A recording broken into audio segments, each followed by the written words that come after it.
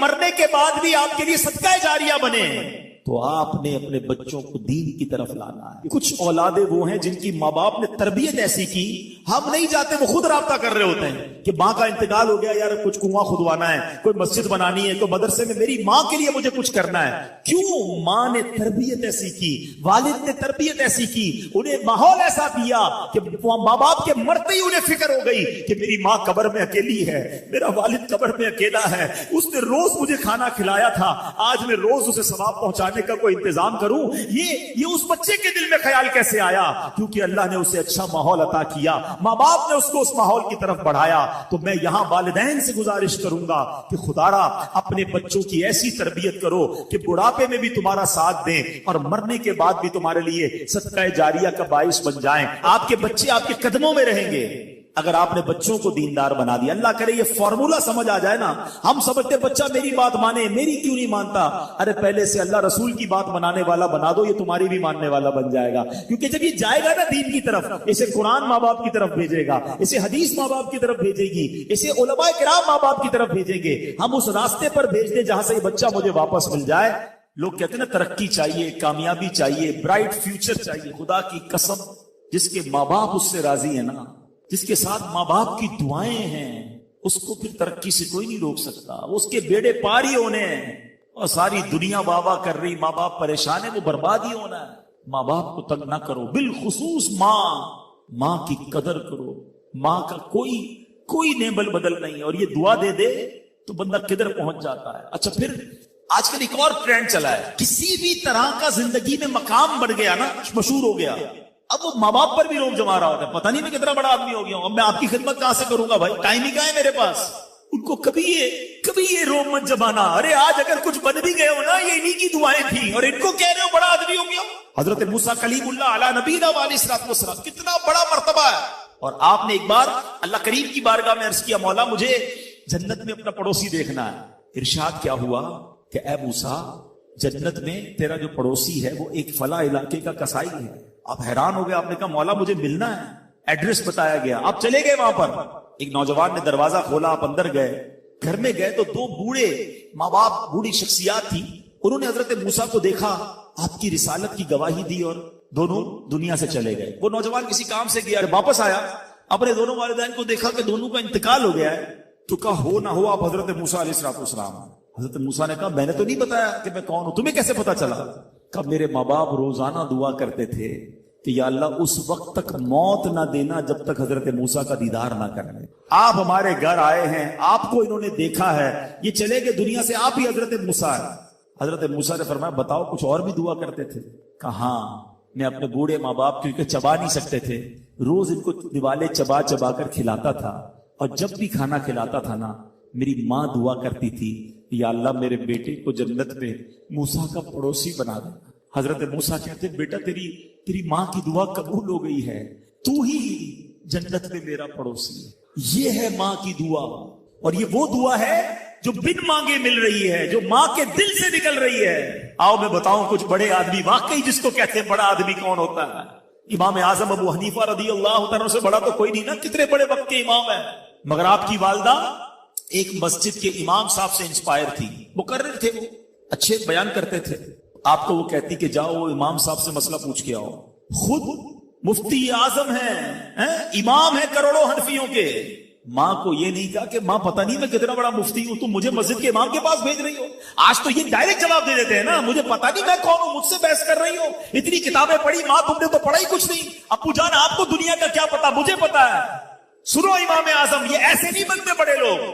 ماں کو کہتے ٹھیک ہے ماں، مسجد کے امام کے پاس جاتے، اس مقرر کے پاس جاتے۔ وہ کہتا حضور آپ مجھ سے مسئلہ پوچھنے آئے، آپ دنیا کو مسئلے بتاتے ہیں۔ کہ کیا کروں، ماں نے بھیجا ہے۔ کہ حضور جو آپ بتا رہے ہیں مجھے آپ ہی مسئلے کا جواب بتا دیں، وہی میری طرف سے ماں کو بھی بتا دیں۔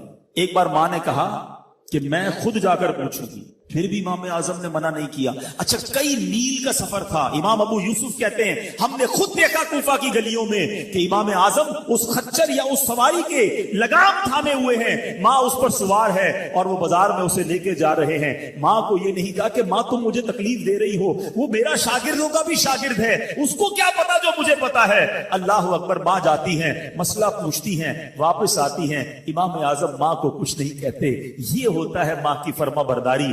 آج دیکھو دنیا ان کے گن گا رہی ہے. سیدنا بایزید بستامی رضی اللہ تعالیٰ عنہ کتنا بڑا نام ہے, اولیاء کے سردار ہیں. دیکھو ماں کی خدمت کیسی کرتے تھے. آپ کی والدہ نے سردیوں کی رات تھی, سخت سردی کی رات, آپ سے پانی مانگا.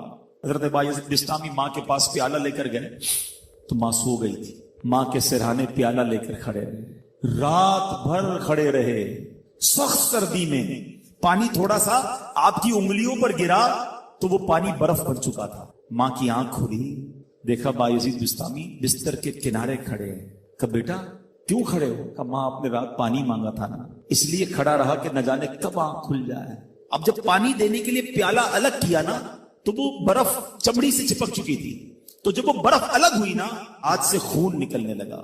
حضرت بایزید بستامی رحمت اللہ تعالی کی ماں نے جب یہ دیکھا نا کہ بیٹا ساری رات کھڑا رہا اور اب اس کا ہاتھ بھی لہو لہان ہو گیا, حضرت بایزید بستامی کی ماں نے پتا اس رات کیا دعا دی؟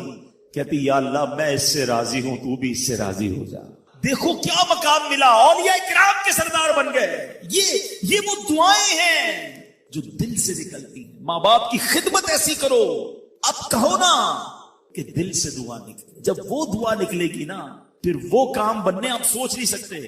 سورہ فاتحہ 100 مرتبہ پڑھ کر جو دعا مانگی جائے وہ قبول ہوتی ہے. سورہ بقرہ کی تلاوت سے شیطان گھر سے بھاگ جاتا ہے. آیت الکرسی پڑھنے سے محتاجی دور ہوتی ہے. سورہ کہف کو ہمیشہ پڑھنے والا دجال کے فتنوں سے محفوظ رہے گا. والدین کی قبر پر ہر جمعہ سورہ یاسین کی تلاوت کرنے سے اس کی حروف کی تعداد کے برابر ان کے گناہ بخش دیے جاتے ہیں. سورہ الدخان پڑھنے سے مشکل دور ہوتی ہے. جو قریب المرگ ہو اس پر سورہ جاسیہ کا دم کرنے سے خاتمہ بالخیر ہوتا ہے. سورہ حجرات کا پڑھنا اور دم کر کے پینا گھر میں خیر و برکت کے لیے مفید ہے. سورہ قاف پڑھنے سے جو باغ ہوتے ہیں ان کے پھلوں میں کثرت ہوتی ہے. سبحان اللہ. سورہ رحمان 11 بار پڑھنے سے تمام مقاصد پورے ہوتے ہیں. سورہ واقعہ جو شخص روزانہ پڑھے گا اسے کبھی فاقہ نہ ہوگا. سورہ ملک کو ہر رات پڑھنے والا عذاب قبر سے محفوظ رہے گا. سورہ مزمل کو 11 بار پڑھنے سے ہر مشکل آسان ہو جاتی ہے. سورہ مدثر کو پڑھ کر حفظ قرآن کی دعا مانگنے سے قرآن کریم کا یاد کرنا آسان ہو جاتا ہے. جو بچے حفظ کر رہے ہیں ان کے لیے زبردست وظیفہ ہے. سورہ النازعات پڑھنے سے جان کنی کی تکلیف نہیں ہوگی. سورہ دحا پڑھنے سے بھاگا ہوا آدمی واپس آ جائے گا. سورہ علم نشرح کو جس مال پر پڑھ دیا جائے اس میں خوب برکت ہوتی ہے. سورہ تین والزیتون جو ہے 3 مرتبہ پڑھنے سے اخلاق و کردار بہتر ہوتے ہیں. سورہ علق میں جوڑوں کے درد کا علاج ہے. سورہ قدر جو صبح و شام پڑھے اللہ عز و جل اس کی عزت بڑھا دے گا. سورہ بینہ برس اور یرکان کا علاج ہے. جس آدمی یا جانور کو نظر لگی ہو اس پر سورہ عادیات کا دم مفید ہے. سورہ قارعہ پڑھنے سے بلاؤں سے حفاظت رہتی ہے. سورہ تکاثر کو 300 بار پڑھنے سے جلد قرض ادا ہو جاتا ہے. کئی لوگ کہتے ہیں جناب قرض بہت ہے, چلے قرآن کا وظیفہ لے لیں الہاکم التکاثر. یہ جو سورت ہے 300 بار پڑھنے سے بہت جلد قرض اتر جاتا ہے. سورہ عصر پڑھنے سے غم دور ہو جاتا ہے. سورہ ہمزہ اور سورہ فیل دشمن کے شر سے حفاظت کے لیے اور سورہ قریش جان کی حفاظت کے لیے بڑی مجرب ہے, بڑا کمال کا وظیفہ ہے. سورہ ماعون بڑی مشکل کے وقت میں پڑھنا بہت مفید ہے.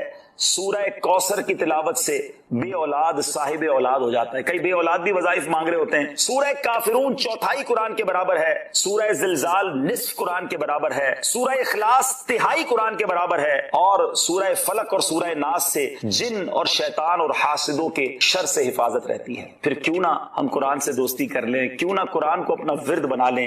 الحمدللہ رب العالمین والصلاة والسلام علی سید المرسلین. اما بعد فاعوذ باللہ من الشیطان الرجیم. بسم اللہ الرحمن الرحیم. الصلاة والسلام علیک یا رسول اللہ وعلی آلک واصحابک یا حبیب اللہ. الصلاة والسلام علیک یا نبی اللہ وعلی آلک واصحابک یا نور اللہ. میٹھے میٹھے اسلامی بھائیوں اور مدنی چینل کے ناظرین, ایک بار پھر پروگرام پیغام قرآن لے کر حاضر ہے.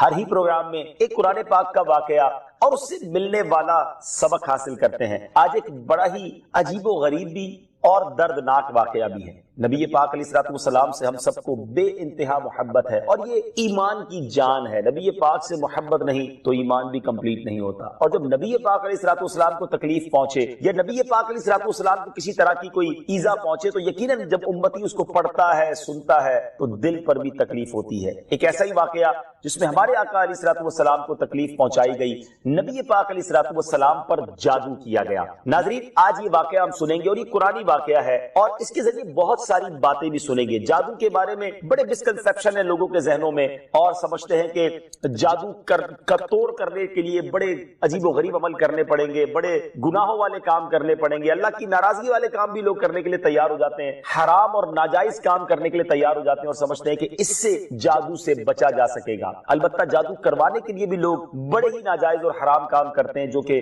جہنم میں لے جانے والے کام ہوتے ہیں۔ اللہ مجھے اور آپ کو ہمیشہ جادو ٹونے آصف سے محفوظ رکھے، ہر قسم کی بلاؤں سے محفوظ رکھے، اور آج قرآن کے ذریعے سمجھیں گے کہ جادو کا علاج کیا ہے، جادو ہو جائے تو بچا کیسے جا سکتا ہے، اور نبی پاک علیہ الصلوۃ والسلام پر جب جادو ہوا تھا، جادو کرنے کی کوشش کی گئی تھی، اس کا نتیجہ کیا نکلا۔ ناظرین توجہ کے ساتھ آپ نے سلسلے میں شامل رہنا ہے۔ روایت یہ ہے کہ لبید بن عاصم یہودی اور اس کی بیٹیوں نے نبی پاک علیہ الصلوۃ والسلام پر جادو کر دیا، جس کا اثر پیارے آقا علیہ الصلوۃ والسلام کے جسم پر نمودار ہوا۔ طبیعت شریف جو ہے وہ کچھ ناساز ہونے لگی، آپ کے قلب، آپ کی عقل مبارک اور آپ کے اعتقادات پر کوئی اثر نہ ہوا، صحت مبارک پر تھوڑا سا اثر ہوا۔ چند روز بعد حضرت جبریل امین بارگاہ رسالت میں حاضر ہوئے اور عرض کی، یا رسول اللہ صلی اللہ تعالی وسلم، ایک یہودی نے آپ صلی اللہ تعالی وسلم پر جادو کر دیا ہے، اور جادو کا جو سامان ہے وہ فلاں کنویں میں ایک پتھر کے نیچے دبا ہوا ہے۔ سرور کائنات علیہ الصلوۃ والسلام نے حضرت علی مولائے کائنات شیر خدا کرم اللہ تعالی وجہ الکریم کو بھیجا، انہوں نے کنویں کا پانی نکالا اور پتھر اٹھایا تو اس کے نیچے سے کھجور کے گھابے کی تھیلی برآمد ہوئی، یعنی کھجور کے جو چھلکے ہوتے ہیں اس طرح کی تھیلی برآمد ہوئی، اور اس میں نبی پاک علیہ الصلوۃ والسلام کے منہ مبارک جو کنگھی سے ٹوٹے تھے اور کنگھی کے ٹوٹے ہوئے کچھ دندانے اور ایک ڈور یا کمان کا چلہ جس میں 11 گٹھانے لگی ہوئی تھی، اور ایک موم کا پتلا تھا جس میں 11 سوئیاں چبھی ہوئی تھی، یہ سب سامان پتھر کے نیچے سے نکلا، اور یہ مولا علی کرم اللہ تعالی وجہ الکریم یہ سارا سامان لے کر نبی پاک علیہ الصلوۃ والسلام کی بارگاہ میں آ گئے۔ اس کے بعد سبحان اللہ، اب اس کا توڑ کیسے آیا، اس کا علاج کیسے ہوا، اس کا حل کیا نکلا؟ جبریل امین اللہ تبارک و تعالیٰ کی بارگاہ سے سورہ فلق اور سورہ ناس لے کر حاضر ہوئے، یعنی اب جو سورہ فلق اور سورہ ناس ہے وہ نازل ہوئیں، اور ان دونوں صورتوں کو ملائیں تو ناظرین اس میں 11 آیتیں ہیں، ہر ایک نے یہ کیا ہے۔ اب جتنے سین نام والے ہیں سب کے ساتھ بدگمانی شروع، جب سے سب سے لڑائی شروع، سب کے بارے میں برا سوچنا شروع۔ انسان ہی سے غلطی ہوتی ہے، معافی کرنے والا ذہن رکھیے، معاف کریں گے اللہ تعالیٰ آپ کو معاف کر دے گا، رحم کریں گے آپ پر رحم کیا جائے گا۔ اللہ مجھے اور آپ کو نبی پاک علیہ الصلوۃ والسلام کی اس مبارک سیرت سے سیکھنا نصیب فرمائے کہ اگر کسی سے غلطی ہو بھی گئی ہے، کسی نے ہمارا برا چاہا بھی ہے اور پتہ بھی چل گیا ہے، تو معاف کرنا اللہ کو بڑا پسند ہے۔ مشکل ضرور ہے، دل چاہتا ہے میں بھی بدلہ لوں، لیکن مزہ بھی تو یہی ہے نا کہ دل چاہ بھی رہا ہے، غلط بھی کیا ہے سامنے والے نے اور میں بدلہ لے بھی سکتا ہوں، پھر بھی اللہ کی رضا کے لیے معاف کر دیں اور اس نیت سے معاف کریں، میرے مالک میں تیرے بندے کو معاف کر رہا ہوں تو مجھ گناہگار کو معاف فرما دو۔ اللہ کریم ضرور کرم فرمائے گا، اور یہی اسلام کی خوبصورتی ہے۔ اللہ مجھے اور آپ کو معافی اور درگزر کا ذہن نصیب فرمائے۔ ہمارے سلسلے پیغام قرآن میں یہی کوشش کرتے ہیں کہ قرآن پاک سے کوئی میسج، کوئی پیغام آپ کی طرف بڑھایا جائے، تو آج الحمدللہ آپ کے لیے یہ پیغام تھا کہ قرآن پاک پڑھیے، اس پر عمل کیجئے، اس کو پڑھ کر اپنے اوپر دم بھی کیجئے، اور پھر کسی سے غلطی ہو جائے۔ سرور کائنات صلی اللہ تعالی علیہ وسلم کا فرمان عالی شان ہے، لا یردن الحوض علی اقوام، کچھ لوگ حوض پر میرے پاس آئیں گے، ما اعرفهم الا بکثرت الصلاۃ علی، جنہیں میں کثرت درود کی وجہ سے پہچانتا ہوں گا۔ یعنی حوض کوثر پر بھی آقا علیہ الصلوۃ والسلام کثرت سے درود پاک پڑھنے والوں کو پہچان لیں گے اور یقیناً اپنے ہاتھوں سے جام کوثر بھی عطا فرمائیں گے۔ ناظرین، اگر ہم چاہتے ہیں کہ قیامت میں نبی پاک علیہ الصلوۃ والسلام کا قرب حاصل ہو تو کثرت کے ساتھ درود پاک پڑھتے رہا کریں۔ آئیے محبت کے ساتھ دنیا میں جہاں کہیں ہیں درود پاک میں میرے ساتھ شامل ہو جائیں۔ صلو علی الحبیب صلی اللہ تعالی علی محمد صلی اللہ علیہ وسلم۔